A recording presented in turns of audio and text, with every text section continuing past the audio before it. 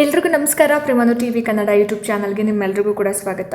ಸ್ನೇಹಿತರೆ, ಇವತ್ತಿನ ವಿಡಿಯೋದಲ್ಲಿ GPSTRಗೆ ಸಂಬಂಧಪಟ್ಟ ಹಾಗೆ ಏನು ಅಧಿಕೃತ ಒಂದು ಮಾದರಿ ಕ್ವೆಶನ್ ಪೇಪರ್ನ ಇಲಾಖೆಯಿಂದ ಬಿಟ್ಟಿದ್ದಾರೆ. ಆ ಒಂದು ಕ್ವೆಶನ್ ಪೇಪರ್ನ ಮಾಡೆಲ್ ಕ್ವೆಶನ್ ಪೇಪರ್ನ ನೋಡ್ತಾ ಹೋಗೋಣ, ಹೆಂಗಿರುತ್ತೆ ಕ್ವೆಶನ್ ಪೇಪರ್ ಅಂತ. ಸೊ ಯಾರೆಲ್ಲ ಈ ವಿಡಿಯೋನ ನೋಡ್ತಾ ಇದ್ದೀರಾ ಎಲ್ಲೂ ಕೂಡ ಸ್ಕಿಪ್ ಮಾಡ್ತೀವಿ, ಪೂರ್ತಿ ವಿಡಿಯೋನ ನೋಡಿ ಜೊತೆಗೆ ಸಬ್ಸ್ಕ್ರೈಬ್ ಮಾಡ್ಕೊಂಡು ನೋಡೋದನ್ನ ದಯವಿಟ್ಟು ಮರಿಬೇಡಿ ಅಂತ ಹೇಳ್ತಾ, ಜಾಸ್ತಿ ತಡ ಮಾಡೋದು ಬೇಡ, ಬನ್ನಿ ಆದಷ್ಟು ಬೇಗ ಇವತ್ತಿನ ವಿಡಿಯೋನ ಶುರು ಮಾಡ್ತಾ ಹೋಗೋಣ. ಸ್ನೇಹಿತರೆ, ಇಲ್ಲಿ ಸೆಕ್ಷನ್ ವೈಸ್ ಬಿಟ್ಟಿದ್ದಾರೆ ಆಯಿತಾ. ನಮಗೆ GPSTR ಅಂತ ಬಂದಾಗ ಸಾಮಾನ್ಯ ಜ್ಞಾನ ಇರುತ್ತೆ, ಕರೆಂಟ್ ಅಫೇರ್ಸ್ ಇರುತ್ತೆ, ಕನ್ನಡ, ಇಂಗ್ಲೀಷ್, ಸೈಕಾಲಜಿ, ಕಂಪ್ಯೂಟರ್ ಮತ್ತು ವ್ಯಾಲ್ಯೂ ಆ್ಯಂಡ್ ಹೆಲ್ತ್ ಎಜುಕೇಷನ್ ಅಂತ. ಸೊ 100 ಮಾರ್ಕ್ಸಿಗಿರುತ್ತೆ. ಮುಂಚೆ ಎಲ್ಲ ಏನು ಮಾಡ್ತಿದ್ರು ಅಂದರೆ 100 ಮಾರ್ಕ್ಸಲ್ಲಿ ಎಲ್ಲನೂ ಮರ್ಜ್ ಮಾಡಿಬಿಡ್ತಾಯಿದ್ರು, ನಮಗೆ ಯಾವ್ಯಾವುದು ಅಂತ ಗೊತ್ತಾಗ್ತಿರ್ಲಿಲ್ಲ. ಬಟ್ ಇವಾಗ ಸಾಮಾನ್ಯ ಜ್ಞಾನ ಸೆಕ್ಷನ್ A ಅಂತಾನೆ 15 ಮಾರ್ಕ್ಸ್ ಕೊಟ್ಬಿಟ್ಟಿದ್ದಾರೆ. ಆ್ಯಂಡ್ ಪ್ರಚಲಿತ ವಿದ್ಯಮಾನ 15 ಮಾರ್ಕ್ಸ್ ಕೊಟ್ಟಿದ್ದಾರೆ. ಸೊ ಈ ಥರ ಸೆಕ್ಷನ್ ವೈಸ್ ಕೊಟ್ಕೊಂಡು ಹೋಗಿದ್ದಾರೆ. ಸೊ ಇವಾಗ ನಾನು ಸೆಕ್ಷನ್ 6 ಅಂದರೆ ಕಂಪ್ಯೂಟರ್ ಸೈನ್ಸ್ನ ಬಗ್ಗೆ ಮಾತಾಡ್ತಾ ಹೋಗೋಣ, ನೋಡ್ತಾ ಹೋಗೋಣ ಯಾವ ರೀತಿ ಕೊಟ್ಟಿರ್ತಾರೆ ಅಂತ. ಸೊ ಮೊದಲನೇ ಕ್ವೆಶ್ಚನ್ ನೋಡಿಲಿ, which part of CPU performs mathematical operations ಅಂತ ಕೇಳಿದ್ದಾರೆ. ಅಂದರೆ ಗಣಿತೀಯ ಮತ್ತು ತಾರ್ಕಿಕ ಕಾರ್ಯಗಳನ್ನು ಕಂಪ್ಯೂಟರ್ನ ಯಾವ ಭಾಗ ನಿರ್ವಹಿಸುತ್ತೆ ಅನ್ನೋದು. Options CPU, ALU, registers, RAM ಅಂತ ಇದೆ. ಸೊ ದ ಕರೆಕ್ಟ್ ಆನ್ಸರ್ ಈ ಒಂದು ಕ್ವೆಶ್ಚನ್ಗೆ ಆಪ್ಷನ್ ನಂಬರ್ 2 ALU ಅಂದರೆ ಅರ್ಥಮೆಟಿಕ್ ಲಾಜಿಕ್ ಯೂನಿಟ್ ಅಂತ. CPUನಲ್ಲಿ ಗಣಿತೀಯ ಅಂತಂದರೆ ಅಡಿಷ್ನಲ್ ಆಗಿರ್ಬೋದು, ಸಬ್ಸ್ಟ್ರಾಕ್ಷನ್ಸ್ ಆಗಿರ್ಬೋದು, ಮಲ್ಟಿಪ್ಲಿಕೇಶನ್, ಡಿವಿಷನ್ಸ್, ಇದೆಲ್ಲವನ್ನು ಕೂಡ ತಾರ್ಕಿಕ ಕಾರ್ಯಗಳನ್ನು ಇದ್ರ ಜೊತೆಗೆ ತಾರ್ಕಿಕ ಕಾರ್ಯಗಳನ್ನು ಕೂಡ ಈ ALU ಅನ್ನೋದು ಮ್ಯಾನೇಜ್ ಮಾಡುತ್ತೆ. ಓಕೆ, ಸೊ ಹಾಗಾಗಿ ಆಪ್ಷನ್ ನಂಬರ್ 2 ಆನ್ಸರ್ ಆಗುತ್ತೆ. And next, which of the following is an example of system software. ಯಾವುದು ಸಿಸ್ಟಮ್ ಸಾಫ್ಟ್ವೇರ್ಗೆ ಒಂದು ಉದಾಹರಣೆ ಅಂತ ಕೇಳಿದ್ದಾರೆ ಆಯಿತಾ. ಇಲ್ಲಿ ನೋಡಿದ್ದೆ Microsoft Excel, Windows 10, Google Chrome, Adobe Reader ಅಂತ ಇದೆ. ಇಲ್ಲಿ ಸಿಸ್ಟಮ್ ಸಾಫ್ಟ್ವೇರ್ಗೆ ಎಕ್ಸಾಂಪಲ್ ಕೇಳಿರೋದ್ರಿಂದ ಆಪ್ಷನ್ ನಂಬರ್ 2 ವಿಂಡೋಸ್ 10 ಅನ್ನೋದು ಸರಿಯಾದ ಆನ್ಸರ್ ಆಗುತ್ತೆ. ಓಕೆ, ಸೊ ವಿಂಡೋಸ್ 10 ಒಂದು ಆಪರೇಟಿಂಗ್ ಸಿಸ್ಟಮ್ ಆಗಿರುತ್ತೆ. ಇದು ಸಿಸ್ಟಮ್ ಸಾಫ್ಟ್ವೇರ್ಗೆ ಒಂದು ಎಕ್ಸಾಂಪಲ್. ಇನ್ನು ಉಳಿದಿರ್ತಕ್ಕಂತಹ ಎಕ್ಸೆಲ್ಲು, ಕ್ರೋಮ್, ಅಡೋಬೆ ರೀಡರ್ ಇದೆಲ್ಲ ಏನು ಅಪ್ಲಿಕೇಶನ್ ಸಾಫ್ಟ್ವೇರ್ ಆಗಿರುತ್ತೆ. ಸೊ ಆಪರೇಟಿಂಗ್ ಸಿಸ್ಟಮ್ ಅಥವಾ ಸಿಸ್ಟಮ್ ಸಾಫ್ಟ್ವೇರ್ ಅಂತ ಬಂದಾಗ ನಾವು ವಿಂಡೋಸ್ 10 ಅನ್ನೋದನ್ನು ಸೆಲೆಕ್ಟ್ ಮಾಡ್ಕೋಬೇಕಾಗುತ್ತೆ. Which of the following is not a programming language. ಯಾವುದು ಈ ಕೆಳಗೆ ಕೊಟ್ಟಿರ್ತಕ್ಕಂತಹ ಆಯ್ಕೆಗಳಲ್ಲಿ ಪ್ರೋಗ್ರಾಮಿಂಗ್ ಲ್ಯಾಂಗ್ವೇಜ್ ಅಲ್ಲ ಅಂತ ಕೇಳಿದ್ದಾರೆ ಆಯಿತಾ. ಇಲ್ಲಿ ಆಪ್ಷನ್ಸ್ ಏನು ಕೊಟ್ಟಿದ್ದಾರೆ, Python, HTML, Java, Microsoft Word ಅಂತ ಕೊಟ್ಟಿದ್ದಾರೆ. ಸೊ ಇಲ್ಲಿ ಸರಿಯಾದಂತಹ ಒಂದು ಆನ್ಸರ್ ಏನು, yes, option number 4 Microsoft Word ಅನ್ನೋದು ಪ್ರೋಗ್ರಾಮಿಂಗ್ ಲ್ಯಾಂಗ್ವೇಜ್ ಅಲ್ಲ. ಇನ್ನು ಪೈಥಾನ್ ಮತ್ತು ಜಾವಾ ಏನಿದೆ ಪ್ರೋಗ್ರಾಮಿಂಗ್ ಲ್ಯಾಂಗ್ವೇಜಸ್ ಆಗಿರುತ್ತೆ. HTML ಅನ್ನೋದು ಒಂದು ಮಾರ್ಕಪ್ ಲ್ಯಾಂಗ್ವೇಜ್ ಆಗಿರುತ್ತೆ. ಬಟ್ ಈ ಮೈಕ್ರೋಸಾಫ್ಟ್ ವರ್ಡ್ ಏನಿದೆಲ್ಲ ಅದು ವರ್ಡ್ ಪ್ರೊಸೆಸಿಂಗ್ ಅಪ್ಲಿಕೇಶನ್ಸ್ ಆಗಿರುತ್ತೆ. ಸೊ ಪ್ರೋಗ್ರಾಮಿಂಗ್ ಲ್ಯಾಂಗ್ವೇಜ್ ಆಗಿರೋದಿಲ್ಲ. ಹಾಗಾಗಿ ಆಪ್ಷನ್ ನಂಬರ್ 4 ಮೈಕ್ರೋಸಾಫ್ಟ್ ವರ್ಡ್ ಅನ್ನೋದು ಆನ್ಸರ್ ಆಗಿರುತ್ತೆ. Okay, next question, what is the smallest unit of data in computer ಅಂತ ಕೇಳಿದ್ದಾರೆ. ಕಂಪ್ಯೂಟರ್ನಲ್ಲಿ ಒಂದು ಅತ್ಯಂತ ಚಿಕ್ಕ ಘಟಕ ಯಾವುದು ಅನ್ನೋದು ಕ್ವೆಶನ್ನು. ಇಲ್ಲಿ ಸರಿಯಾಗಿರ್ತಕ್ಕಂತಹ ಆನ್ಸರ್ ಏನಪ್ಪ ಅಂತ ಹೇಳಿದ್ರೆ ಆಪ್ಷನ್ ನಂಬರ್ 2 ಬಿಟ್ ಅನ್ನೋದು ಸರಿಯಾದ ಉತ್ತರ ಆಗಿರುತ್ತೆ. ಬಿಟ್ ಅಂತಕ್ಕಂಥದ್ದು ಅಂದರೆ ಬೈನರಿ ಡಿಜಿಟ್ ಅಂತ ಏನು ಹೇಳ್ತೀವಲ್ವಾ, ಕಂಪ್ಯೂಟರ್ನ ಡೇಟಾದ ಅತ್ಯಂತ ಚಿಕ್ಕ ಘಟಕ. ಇದು ಹೆಂಗಿರುತ್ತೆ ಅಂದರೆ ಎಲ್ಲಿಂದ ಶುರು ಆಗುತ್ತೆ ಅಂದರೆ 0 ಅಥವಾ 1 ಆಗಿರಬಹುದು. ಸೊ ಬಿಟ್ ಅಂತಕ್ಕಂಥದ್ದು ಕಂಪ್ಯೂಟರ್ನ ಡೇಟಾದ ಅತ್ಯಂತ ಚಿಕ್ಕ ಘಟಕ ಆಗಿರುತ್ತೆ. ಸೊ ಆಪ್ಷನ್ ನಂಬರ್ 2 ಸರಿಯಾದ ಉತ್ತರ ಈ ಕ್ವೆಶನ್ಗೆ. Next, which file format is used for images ಅಂತ ಕೇಳಿದ್ದಾರೆ.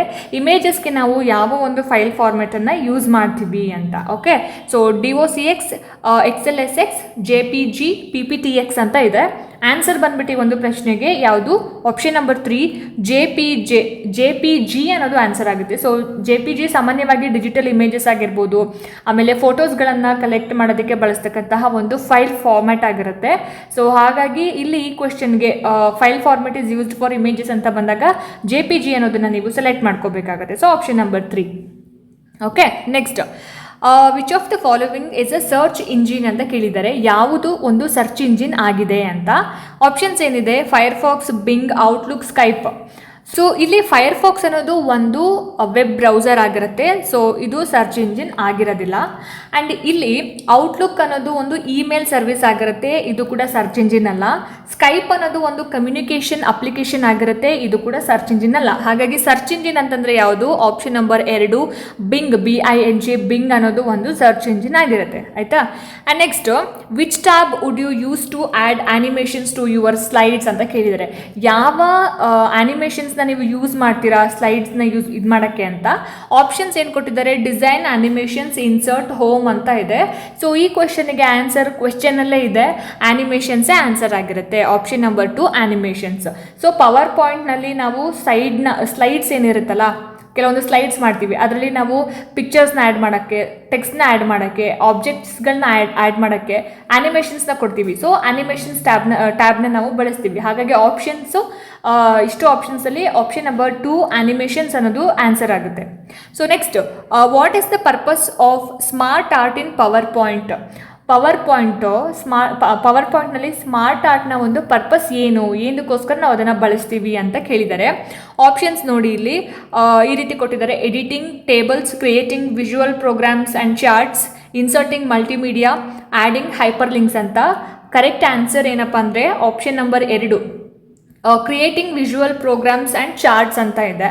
ಸ್ಮಾರ್ಟ್ ಆರ್ಟ್ನ ಬಳಸ್ಕೊಂಡು ನಾವು ಇನ್ಫಾರ್ಮೇಷನನ್ನು flow charts, process, cycles, so ಈ ರೀತಿ ವಿಜುವಲ್ ಡಯಾಗ್ರಾಮ್ಸ್ ರೂಪದಲ್ಲಿ ನಾವು ತೋರಿಸ್ತಾ ಹೋಗ್ಬೋದು. ಸೊ ಹಾಗಾಗಿ ಸ್ಮಾರ್ಟ್ ಆರ್ಟ್ ಅಂತಂದರೆ ಇನ್ಫಾರ್ಮೇಷನನ್ನು ದೃಶ್ಯ ರೂಪದಲ್ಲಿ ಪ್ರದರ್ಶನ ಮಾಡೋದು ಅಂತ ಹೇಳ್ತಾರೆ, ಆಯಿತಾ. So option number 2.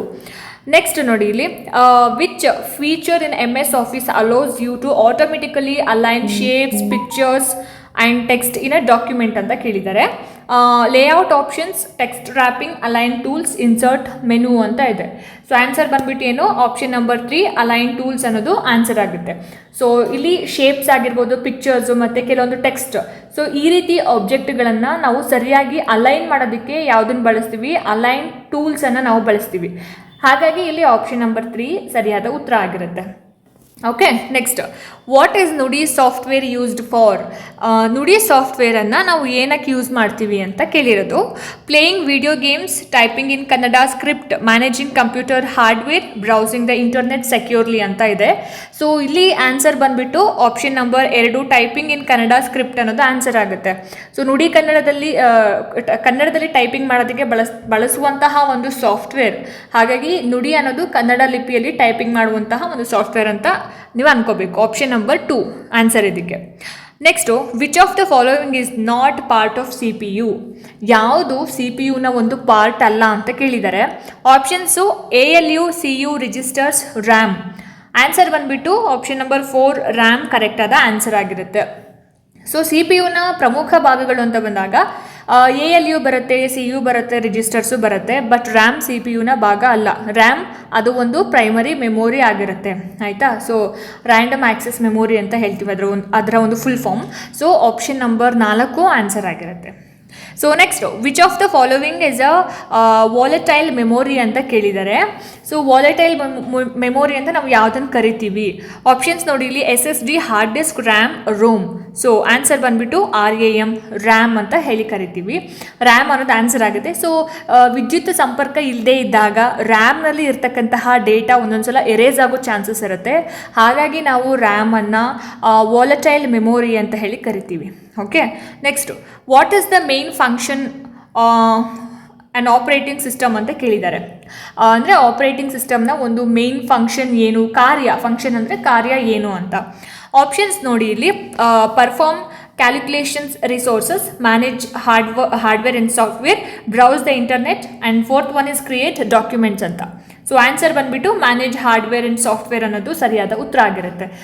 ಆಪ್ರೇಟಿಂಗ್ ಸಿಸ್ಟಮ್ನ ಒಂದು ಫಂಕ್ಷನ್ ಏನಪ್ಪ ಅಂತ ಹೇಳಿದ್ರೆ, ಕಂಪ್ಯೂಟರ್ನ ಹಾರ್ಡ್ವೇರ್ ಮತ್ತು ಸಾಫ್ಟ್ವೇರ್ ರಿಸೋರ್ಸ್ಗಳನ್ನು ಇದು ಮ್ಯಾನೇಜ್ ಮಾಡುವಂಥದ್ದು. ಫಾರ್ ಎಕ್ಸಾಂಪಲ್ ವಿಂಡೋಸ್ ಆಗಿರ್ಬೋದು, ಲಿನಕ್ಸ್ ಆಗಿರ್ಬೋದು, ಆ್ಯಂಡ್ರಾಯ್ಡ್ ಆಗಿರ್ಬೋದು. ಸೊ ಈ ರೀತಿ, ಆಯಿತಾ. Next, wifi stands for dash ಅಂತ ಕೇಳಿದ್ದಾರೆ. Okay, so wifi stands for dash ಅಂತಂದರೆ ಅದರ ಒಂದು ಫುಲ್ ಫಾರ್ಮ್ ಏನು ಅಂತ. Option 1 wireless fidelity. Option 2 window index fundamental in. Option 3 wireless field. Option 4 wireless form. Option number 1 wireless fidelity ಅನ್ನೋದು ಸರಿಯಾಗಿರ್ತಕ್ಕಂತಹ ಒಂದು ಆನ್ಸರ್ ಆಗುತ್ತೆ. ವೈಫೈ ಸ್ಟ್ಯಾಂಡ್ಸ್ ಫಾರ್ ಡ್ಯಾಶ್ ಅಂದರೆ option number 1. Okay, next, what is the full form of PPT? PPTಯ ಒಂದು full form ಏನು ಅಂತ ಕೇಳಿದ್ದಾರೆ. ಓಕೆ, ಸೊ ಆನ್ಸರ್ ಏನು ಅಂತ ನೋಡೋಕ್ಕಿಂತ ಮುಂಚೆ ಆಪ್ಷನ್ಸ್ ಏನು ಕೊಟ್ಟಿದ್ದಾರೆ: power point presentation, public presentation tool, personal presentation template, ಹಾಗೆಯೇ ಪ್ರೊಫೆಷ್ನಲ್ ಪ್ರೆಸೆಂಟೇಷನ್ ಟೆಂಪ್ಲೇಟ್ ಅಂತ. ಆನ್ಸರ್ ಇದಕ್ಕೆ option number 1 power point presentation answer ಆಗುತ್ತೆ. ಸೊ ಮೈಕ್ರೋಸಾಫ್ಟ್ ಪವರ್ ಪಾಯಿಂಟ್ನಲ್ಲಿ ನಾವು ಪ್ರೆಸೆಂಟೇಷನನ್ನು ಏನು ಪ್ರಿಪೇರ್ ಮಾಡೋದಕ್ಕೆ ಯೂಶಲ್ ಆಗಿ PPT ಅಂತ ಹೇಳಿ ಕರಿತೀವಿ. ಸೊ PPT ಫುಲ್ ಫಾರ್ಮ್ ಬಂದ್ಬಿಟ್ಟು ಪವರ್ ಪಾಯಿಂಟ್ ಪ್ರೆಸೆಂಟೇಷನ್ ಅಂತ. ಓಕೆ, ಸೊ ಇದಿಷ್ಟು ಏನು ನಮಗೆ ಇಲಾಖೆ ಕೊಟ್ಟಂತಹ ಕಂಪ್ಯೂಟರ್ ಸೈನ್ಸ್ನ ಕಂಪ್ಯೂಟರ್ ಜ್ಞಾನದ ಒಂದು ಮಾದರಿ ಪತ್ರಿಕೆ ಆಗಿರುತ್ತೆ.